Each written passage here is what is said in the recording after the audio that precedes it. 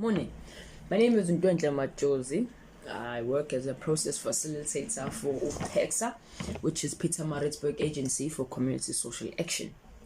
Now, I work with cluster of youth empowerment programs. So that includes the Social Hub Network, which is a space for young people who are not doing anything currently and who want to improve their lives, either by finding a job or creating their own job opportunities, or wanting to go back to school but they lack resources.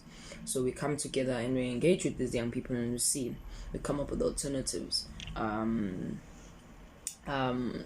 also work with the peer education program, which is a program that is implemented in high schools. So COVID-19 has really affected us negatively because we're unable to work with learners, as I've spoken about us working with learners. So it's proven to be quite difficult being able to meet with them because they're at home, and the only time where we get them is if they are at school. So now it's a bit of a problem. So it means that there's no work going on in schools, and schools are closed as well. So I'm really worried about their mental state currently, because I'm not sure whether they're not doing anything or they're just sitting at home. That seems like a negative thing, because it means that probably when they come back we are going to lose momentum as a program, because the focus is going to be more on education and not our work, because we all know that the work of NGOs, especially in schools, is taken as an extracurricular activity. So it's not seen or deemed as important as education.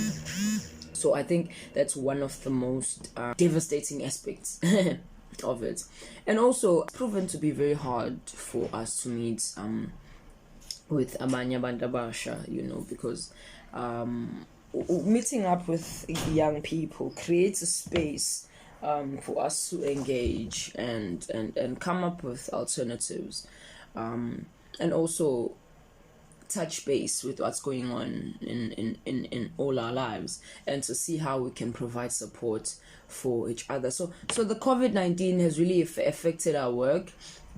One, we are unable to touch base with community partners because some of them don't have WhatsApp and so on, and if they do, sometimes they don't have data, and it's impossible for you to go there, because you also need things like transports and so on, and we were not working.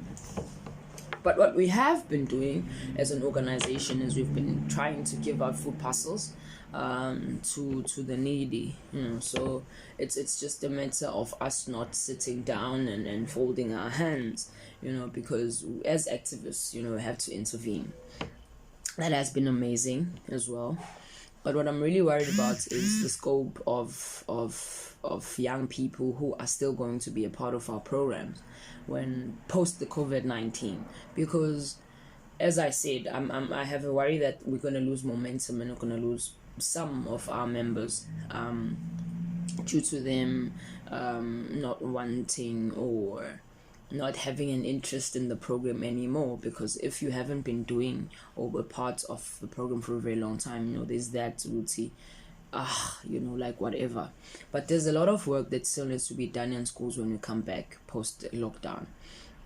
So the COVID-19 is even in our communities now. You have to share the little food that you have with your neighbor, because they're less fortunate than you. So, but then the positive side, it has made us to think beyond the now. It has made us to want to think about the future and to be careful, because you never know what's going to happen next. So it's better to be prepared. So I think in that sense, it has opened our minds. It has made us want to think broader. It has made us unite. It has made us come up with things. It has made us want to think outside of the box and so on.